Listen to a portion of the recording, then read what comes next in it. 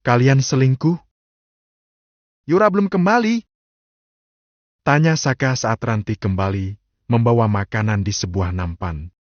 Hampir malam, dan sejak pulang pria itu belum makan apa-apa sehingga Ranti terpaksa mengolah bahan makanan yang ada saja di kulkas. Dia juga menambah dengan bahan makanan yang tadi dia beli di tukang sayur yang melintas di depan rumah. Belum Tuan? Memangnya kenapa? Tanya Ranti menuntun Saka untuk duduk agar mempermudahnya untuk membantu pria itu makan. Sudah diberitahu kepadanya kalau saya di rumah? Ranti menggelengkan kepalanya. Belum Tuan. Tadi saya coba, tapi baterai ponsel Tuan habis. Jadi sekarang masih saya isi. Saya nyalakan dulu untuk memberitahu kepada Nyonya kalau Tuan saat ini sudah di rumah. Biar dia segera pulang. Terang Ranti seraya meraih ponsel Saka yang ada di nakas. Ponsel tersebut masih terhubung di pengisian DA. Biarkan saja di sana. Nanti kalau sadar sendiri pastilah dia pulang. Tolaknya. Saka yakin Yura pasti pulang sendiri setelah menyadari bahwasanya dia tidak berada di kantor. Untuk apa dirinya meminta Yura pulang, seandainya wanita itu sadar memiliki suami pastilah pulang sendiri. Baiklah kalau begitu, Tuan habiskan dulu makanannya. Habis itu minum obat. Kalau seandainya kondisi Tuan tidak kunjung membaik, lebih baik besok pagi kita ke rumah sakit atau hubungi dokter yang biasa biar datang untuk memeriksa keadaan Tuan. Ranti bersiap untuk menyuapi Saka. Biarlah pria itu menganggap dirinya lancang tidak masalah, yang penting bisa mengambil perhatian Saka. Dengan demikian akan sangat mudah baginya membuat Yura tergeser dari hati Saka, terlebih lagi sepasang suami istri itu tidak memiliki cinta sama sekali. Saka menganggukkan kepalanya membiarkan Ranti membantunya untuk menghabiskan sup ayam yang dibawa. Saka juga sesekali mencuri pandang kepada gadis yang kini menaruh perhatian padanya. Biasanya Ranti acuh tak acuh saja karena memang bibi memintanya fokus untuk kuliah, tidak bekerja di rumah tersebut. Kalau seandainya bekerja tentu saja beda lagi ceritanya. Sekarang jawab, apa yang membuatmu masih enggan untuk kuliah? Tangan Ranti yang ingin menyuapi Saka menggantung di udara. Dia kembali menarik dan meletakkan sendok di mangkuk. Bukan menolak Tuan. Tepatnya saya harus berpikir ulang apakah menerima itu atau tidak, mengingat biaya yang dikeluarkan sangatlah besar dan jangka waktu yang akan saya habiskan sangatlah lama. Bisa dibayangkan berapa banyak uang yang akan Tuan keluarkan, sedangkan selama ini Nyonya itu selalu merasa tersaingi atas keberadaan saya di sini. Maksudmu? Saya merasa Nyonya itu takut tergeser sehingga rela melakukan apa saja agar membuat nama saya dan ibu itu jelek di mata Tuan, sehingga banyak sekali fitnah yang selalu saja dia lancarkan. Termasuk tak menunaikan tugas dari Tuan untuk mengantarkan ibu ke rumah sakit. Jadi daripada patah di tengah jalan, lebih baik saya mengupayakan sendiri. Saya tahu dan mendengar dari ibu bahwasanya Tuan memiliki janji kepada mendiang ayah saya dan Tuan sudah menunaikannya. Saya berterima kasih untuk itu, tapi sayangnya istri Tuan tidak pernah menyampaikan apapun yang Tuan berikan kepada kami. Tuan tahu, terakhir kali yang saya dapati adalah saat membayar sesuatu di sekolah sebelum melaksanakan ujian. Waktu itu Tuan sudah memberikannya kepada Nyonya, tapi dia meminta saya melakukan sesuatu agar uang tersebut sampai ke tangan saya. Saya lelah Tuan, setiap kali ingin sesuatu harus menyembah terlebih dahulu kepada Nyonya. Saya ini juga manusia, tadinya saya ini ingin menyimpan ini semua karena ibu selalu meminta saya untuk bersabar, tapi sekarang saya tidak bisa lagi bersabar Tuan karena orang yang sering minta saya bersabar itu telah tiada. Maka sabar saya sudah ikut dikubur bersama jasadnya. Terangnya jujur mulai membuka sedikit demi sedikit kelakuan Yura selama ini kepadanya dan sang ibu. Ada banyak hal yang tidak diketahui Saka karena selama ini dia sibuk bekerja. Pria itu sibuk mengejar keberhasilan perusahaannya agar bisa hidup tenang di hari tua. Namun itu semua membuatnya lalai telah mempercayakan semuanya kepada Yura tanpa mengecek ulang apa yang dia sampaikan itu selesai atau tidak. Sehingga dia harus mendengarkan begitu banyak hal mengejutkan dari Ranti. Ada banyak pembicaraan yang dibahas Ranti bersama Saka. Semua rahasia yang selama ini dipendam dia sampaikan secara gamblang. Mumpung tidak ada Yura di antara mereka, Betapa terkejutnya Saka mendapati kelakuan Yura yang tidak masuk di akal. Padahal selama ini dia berharap pernikahannya dengan wanita itu bisa menghapus rasa cintanya pada seorang wanita yang sampai saat ini masih tetap dicintai. Ingin rasanya Saka menyampaikan, tapi dia tidak percaya diri, tak yakin pula wanita itu mau menerimanya. Saka menikahi Yura karena merasa iba atas masalah yang telah menimpa.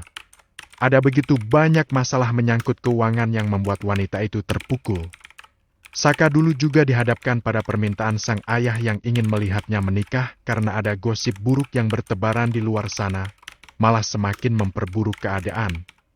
Membuat kondisi sang ayah memburuk sehingga pernikahan merupakan satu syarat yang harus dia penuhi sebelum sang ayah menyetujui untuk menjalani operasi. Namun sayangnya sang ayah malah meninggal dunia pasca operasi tumor otak di rumah sakit. Sebagai seorang pria yang selama ini menjaga cintanya untuk satu nama, membuat Saka tidak pernah sekalipun menjalin hubungan khusus dengan wanita manapun. Sehingga dia tidak pandai caranya memperlakukan Yura sebagai seorang istri. Yang dia tahu hanyalah menghalau kesedihan wanita itu dengan cara memberikan begitu banyak uang sebagai bentuk rasa terima kasihnya karena telah mau bekerja sama sehingga sang ayah bersedia dioperasi.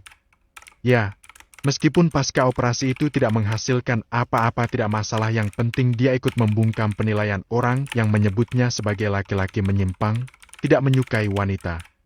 Namun semua harapan besar yang dititipkan Saka kepada Yura tidak pernah berakhir dengan baik.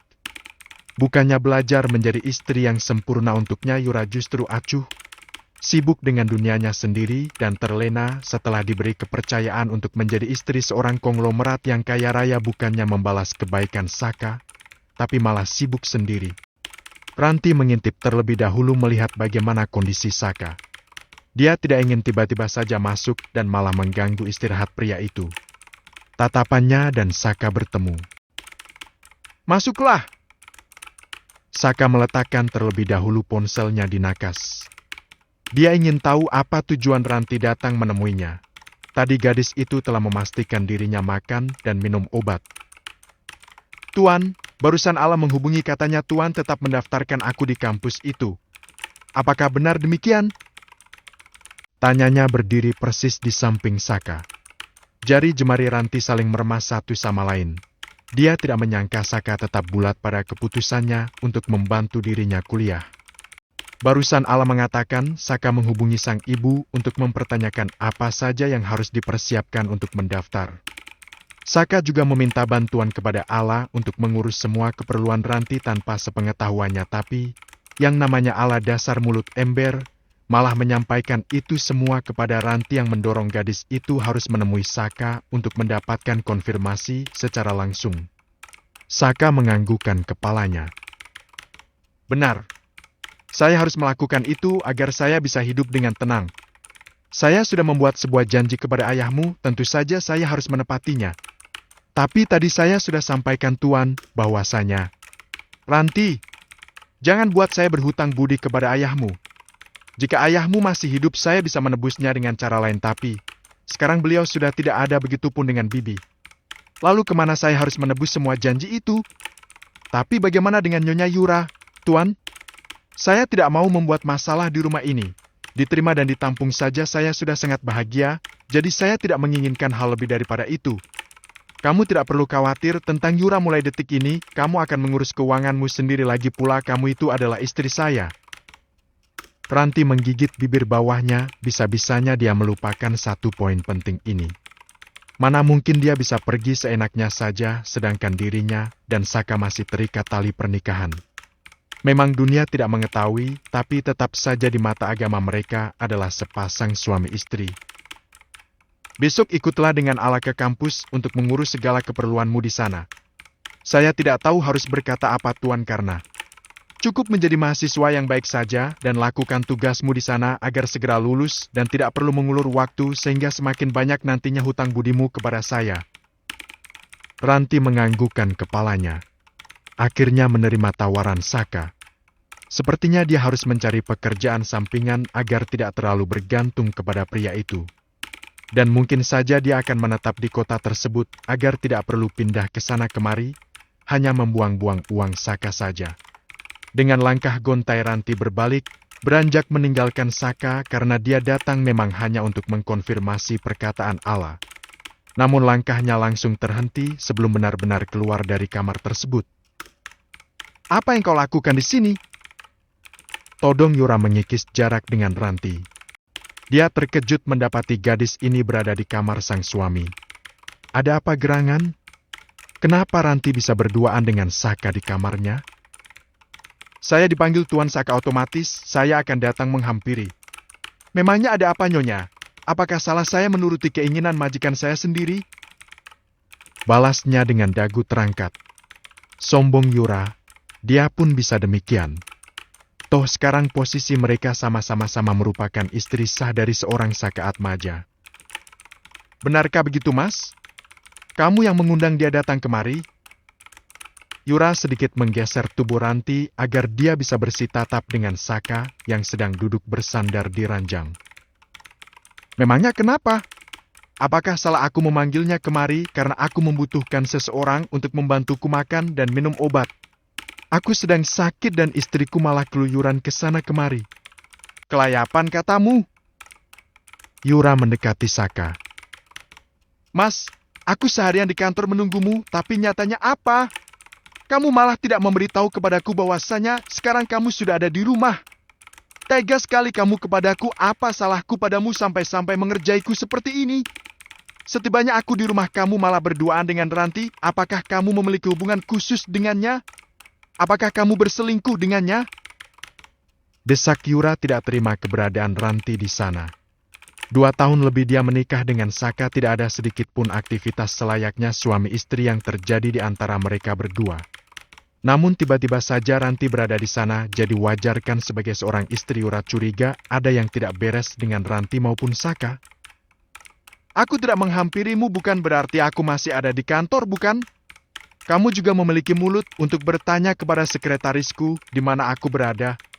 Jadi rasanya sangat tidak masuk di akal kamu masih berada di sana sedangkan malam sudah menjelang. Sekretaris katamu, Mas. Aku sudah bertanya bolak-balik kepada sekretarismu, tapi dia mengatakan Tuan masih bekerja, jadi aku harus apa?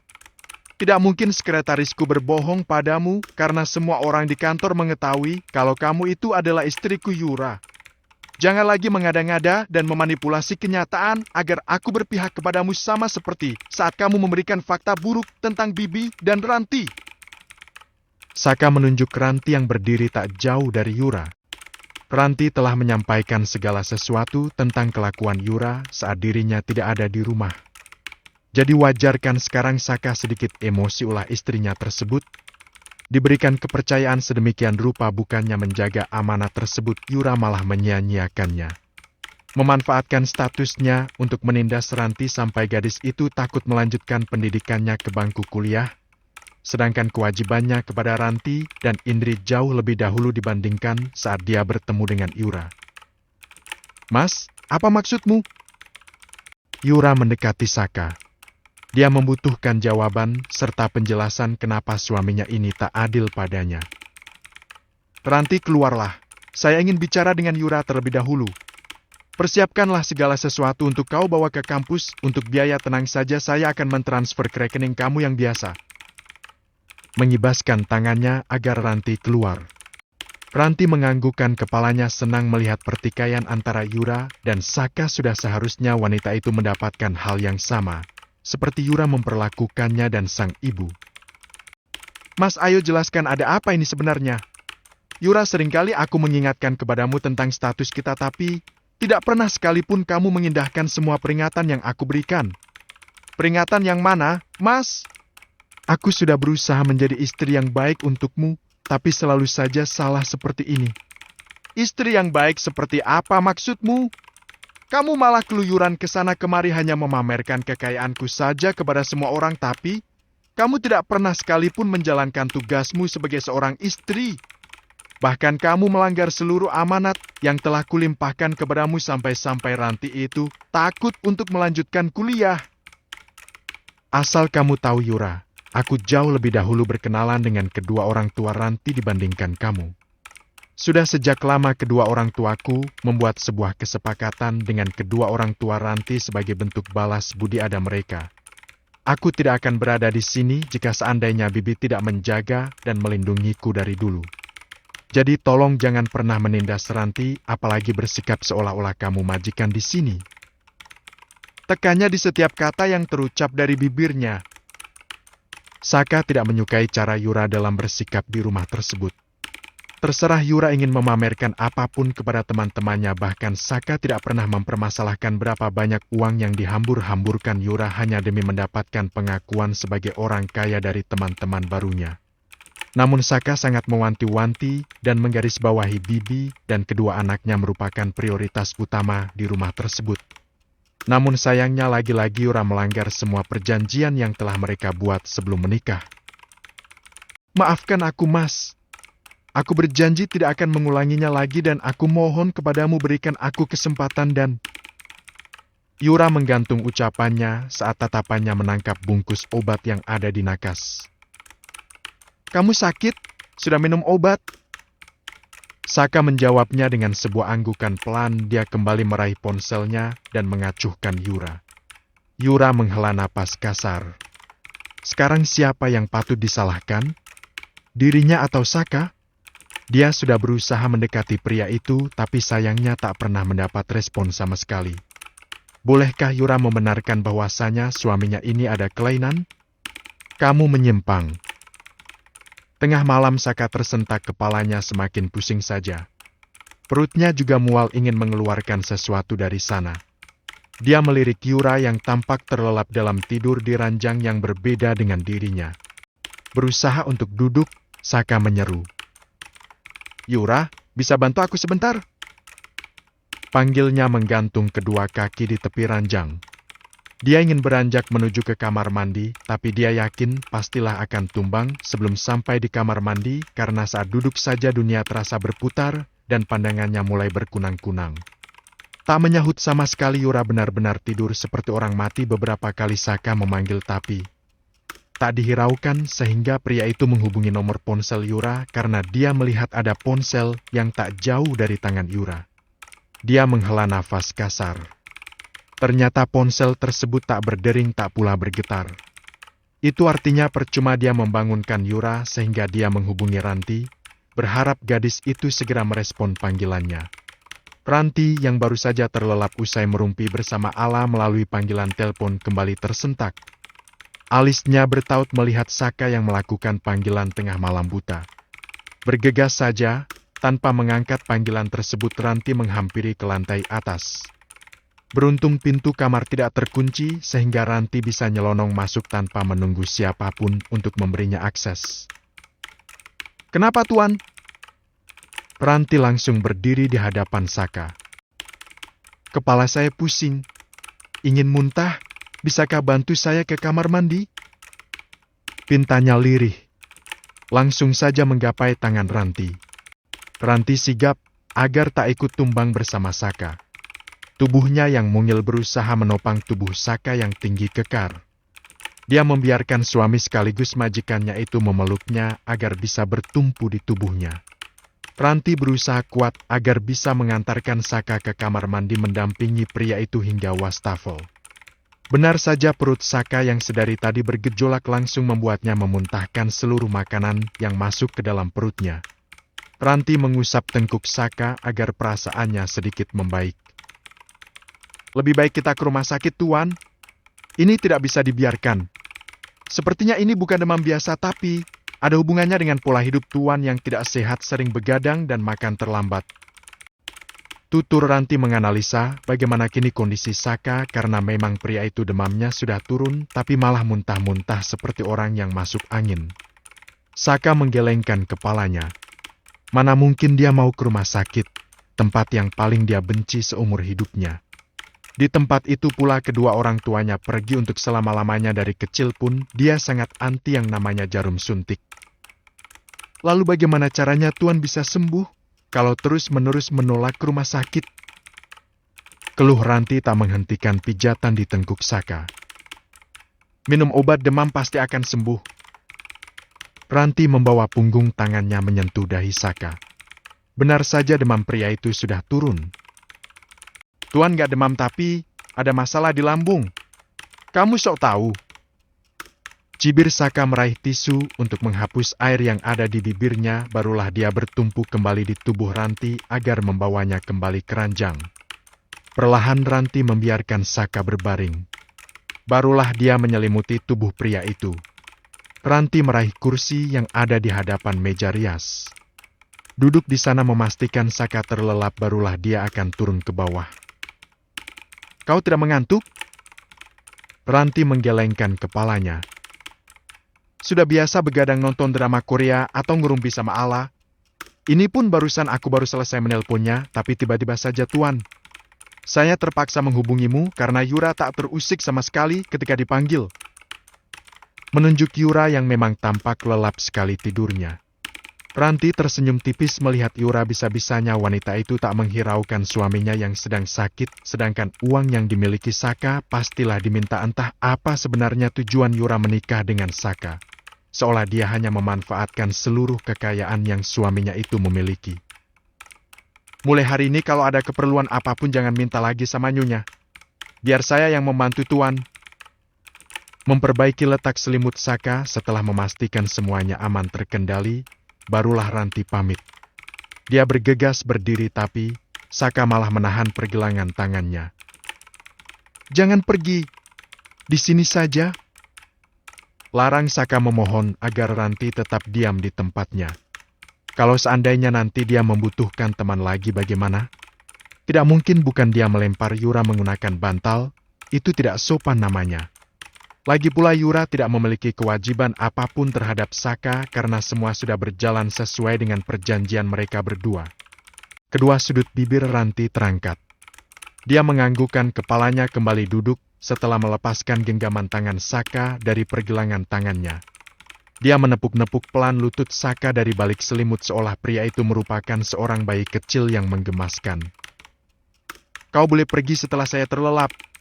"Iya, Tuan." Sahut Ranti sekenanya saja membiarkan Saka menutup kedua matanya dan perlahan hanyut dalam dunia mimpi. Alih-alih pergi Ranti justru tetap bertahan di sana. Dia melihat ada kesempatan besar yang bisa membuat Yura terbakar api cemburu. Daripada kembali ke kamarnya, Ranti lebih memilih menggunakan lengan Saka sebagai bantal. Tidur sambil duduk tak masalah asalkan ketika Yura terbangun dia melihat bagaimana kedekatannya dengan Saka. Dengan demikian Yura akan berpikir saat berurusan dengannya. Sebenarnya Ranti sudah terbangun dari beberapa menit yang lalu tapi dia melihat Yura masih terlelap, begitupun dengan Saka. Sehingga dia kembali memejamkan mata menunggu detik-detik yang berharga di mana Yura akan melihat dirinya dan Saka tengah berduaan persis di hadapannya. Benar saja. Saat Yura mulai kehilangan rasa kantuk dia menggeliat, mengedarkan pandangannya ke sekeliling tak ada yang berbeda. Suasana masih sama seperti saat dirinya membuka mata. Saka tetap berada di ranjangnya dan kedua alisnya bertaut. Matanya mengerjap, memastikan apakah penglihatannya tidak salah ketika menangkap sosok Yura yang tengah memeluk lengan Saka. Lancang sekali gadis itu merebahkan kepalanya di lengan sang suami, tentu saja membuat Yura naik pitam. Bertahun-tahun menikah dengan Saka belum pernah sekalipun Yura sedekat itu dengan sang suami lalu. Kenapa Ranti berani dan lancang seperti itu? Gerutunya dalam hati. Yura melompat turun bergegas menghampiri Ranti dan meraih pergelangan tangan gadis itu. Menyentak Ranti yang mulai tertidur kembali. "Apa yang kau lakukan pada suamiku? Kau ingin menjadi selingkuhannya? Kau ingin merebutnya dariku? Hah!" Sergah Yura mengguncang tubuh Ranti agar terbangun. Dia ingin menuntut penjelasan kenapa Ranti bisa sampai berada di kamarnya. "Nyonya, maaf saya." Ranti menundukkan kepala. Meremas ujung kaosnya, seolah kini dia sangat ketakutan karena ketahuan telah lancang berdekatan dengan Saka. Dia sengaja, karena sudut matanya menangkap Saka yang tersentak ikut terbangun karena suara tinggi Laura. "Apa yang kau lakukan padanya?" Saka meraih tangan Ranti yang saat ini berada di dalam genggaman Yura.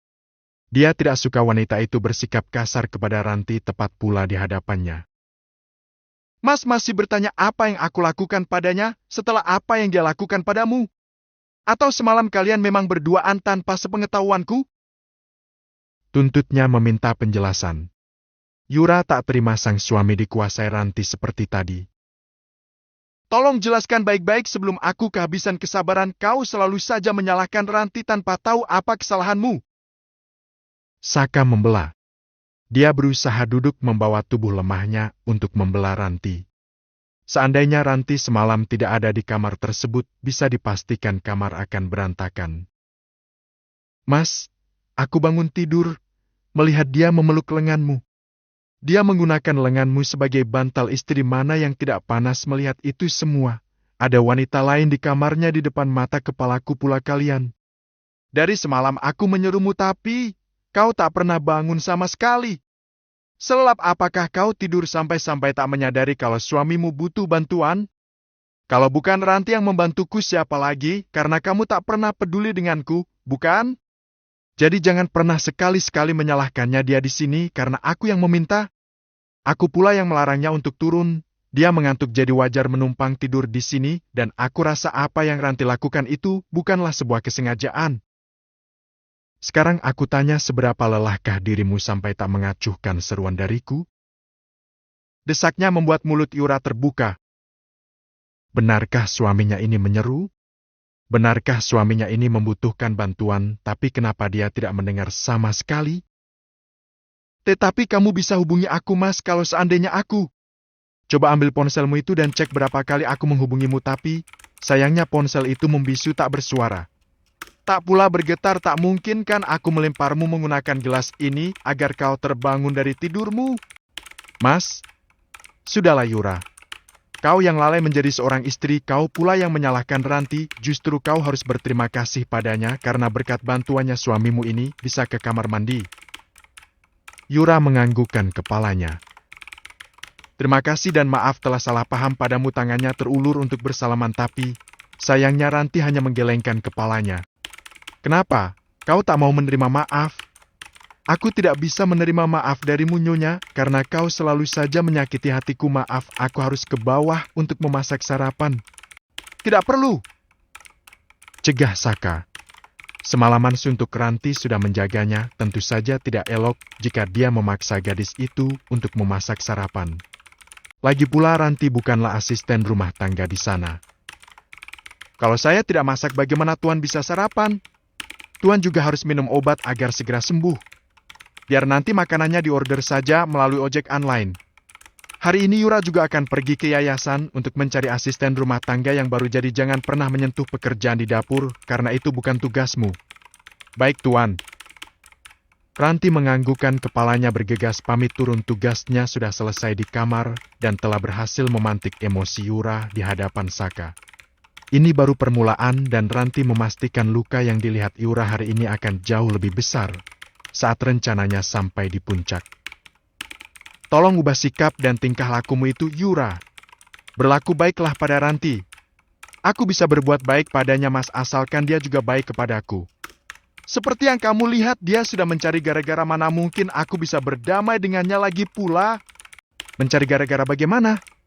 Bukankah tadi aku sudah menjelaskan dia berada di sini karena perintah dariku, tapi kau malah salah paham dan menilai negatif padanya padahal dia telah mengorbankan begitu banyak waktu dan tenaga untuk menjagaku semalaman di sini. Sekarang lebih baik kau berkemas dan pergilah ke yayasan, carilah asisten rumah tangga yang kau anggap sesuai untuk menggantikan posisi Bibi. Ranti itu bukanlah asisten rumah tangga, dia di sini untuk sekolah agar aku bisa melunasi seluruh hutangku kepada kedua orang tuanya. Mas, tidak bisakah kamu membiarkan saja Ranti pergi dari rumah ini? Dia itu memiliki kebebasan untuk menentukan pilihan hidupnya. Jangan kamu setir, nanti dia malah tidak nyaman. Kau tak tahu apa-apa tentang silsilah keluargaku, jadi jangan pernah sekalipun mengatur ini, dan itu cukup tekuni saja posisimu sebagai istri untuk membungkam gosip yang tak benar itu. Tapi aku rasa gosip itu benar. Sindir Yura setelah sekian lama dia bungkam dirinya akan mengungkit tentang gosip yang selama ini berhembus tentang Saka. Mengingat tak pernah sekalipun pria itu tergoda apalagi menyentuhnya padahal mereka berdua tinggal di kamar yang sama, bahkan terkadang dia mengenakan pakaian yang sangat terbuka, tapi sayangnya tak ada sedikit pun niat Saka untuk menyentuh apalagi menunaikan tugasnya sebagai seorang suami. Kalau memang benar, kenapa? Apakah kau keberatan? Bukankah itu tujuanku menikahimu? Untuk menutupi segala gosip buruk tersebut. Saka balik menyindir. Dia tersenyum tipis mulai merasa Yura ini menginginkan hal lebih darinya, tapi sampai kapanpun dia tidak akan melanggar komitmen yang telah dia buat. Dia akan serius menjalani hubungan dengan seorang wanita yang memang mampu membuatnya melupakan wanita yang kini dicintainya. Atau jika takdir baik berpihak padanya, pastilah ada saja jalan agar dia bertemu dan bersatu dengan wanita yang mampu membuatnya jatuh cinta hingga detik ini. Jadi itu benar? Kamu mencintai laki-laki bukan wanita? Yura menatap nanar pada Saka. Tadinya dia ingin menepis semua gosip yang ada, tapi tingkah laku Saka justru membenarkan itu semua. Begitulah kira-kira. Jadi, kalau seandainya suatu saat nanti kau menemukan pria yang bisa membahagiakanmu, pergilah, aku akan menceraikanmu saat itu juga. Kamu keterlaluan. Selama ini hanya memanfaatkan keberadaanku saja, kenapa kamu tidak mencoba untuk mencintaiku? Memanfaatkan katamu. Bukankah aku sudah memberikan bayaran yang setimpal? Bahkan mengobati ibumu hingga sembuh, lalu apalagi yang kau inginkan dariku? Yura? Cinta? Apakah kau sudah pernah berjuang? Tidak, kau sibuk di luar sana berkeliaran dan menghambur-hamburkan uangku. Apakah aku pernah marah? Tidak pernah sama sekali, jadi jangan pernah atur ini, dan itu jika kau bukanlah wanita yang berarti untukku. Tegasnya membuat mata Yura membulat sempurna. Entah bagaimana lagi caranya dia menaklukkan hati Saka, dan jujur saja tujuannya keluar rumah dulunya hanya untuk menenangkan diri karena tak pernah sekalipun Saka menganggapnya sebagai seorang istri. Ketagihan itulah yang membuatnya hingga detik ini lupa diri dan selalu menghabiskan uang Saka untuk keperluan yang tidak penting, bahkan untuk mentraktir teman-temannya makan atau berbelanja.